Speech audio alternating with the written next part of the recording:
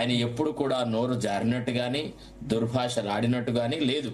కాకపోతే చిన్నారెడ్డి గారి యొక్క సహనాన్ని పరిశీలించేలాగా వీళ్ళ ప్రవర్తన ఉంది. ఇటీవల వచ్చినటువంటి కాంగ్రెస్ పార్టీలోకి వచ్చినటువంటి వాళ్ళ వ్యవహారం అంటే సునీల్ కనుగోలుతో వ్యవహారాలు చేసేసి చిన్నారెడ్డి గారికి ఇచ్చిన టికెట్ను క్యాన్సిల్ చేసేసి మెగారెడ్డి గారికి ఇప్పించినారు. దాంట్లో ప్రధాన పాత్ర జూపల్లి కృష్ణారావు, తర్వాత అతను పొన్నికలేటి శ్రీనివాస్ రెడ్డి వీళ్ళు పాత్ర వహించారు.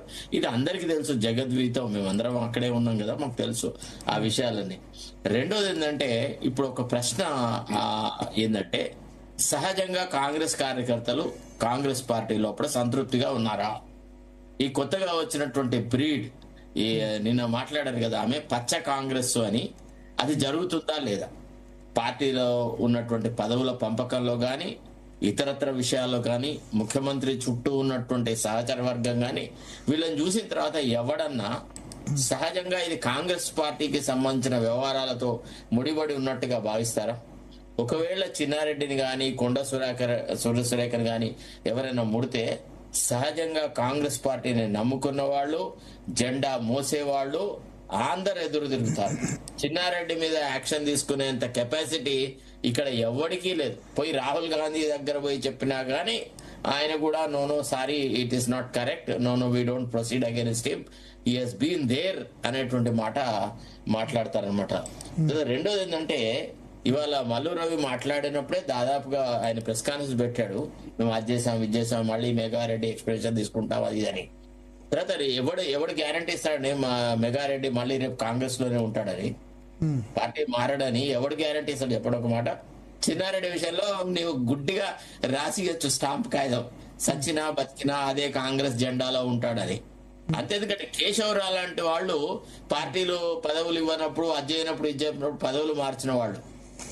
కేశవరావు పాపం తెలంగాణ గురించి పోయాడు. ఏ తెలంగాణ ఈయనకు లేదా? చిన్నారెడ్డి కంటే ఇప్పుడు కేశవరావు తెలంగాణ ఉద్యమంలో అప్పుడు కదా 2010లో సిడబ్ల్యూసీ పదవిలో ఉండగా వెళ్ళాడు కదా భరత్ గారు. దయచేసి సిడబ్ల్యూసీ పదవిలో ఉండగా వెళ్ళాడు కదా కేశవరావు. కరెక్టేనండి. వాళ్ళంతా పదవి లేనప్పుడు పోలేదు అంటే మన కంట్రిబ్యూషన్ గుర్తించాలి అంటురా.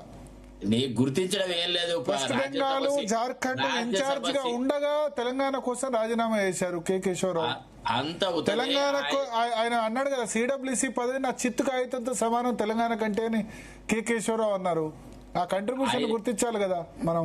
మీరు గుర్తించండి కానీ వాస్తవంగా మేము చెప్పే విషయాలైతే మేము మా అభిప్రాయాలు చెప్పాలి కదా.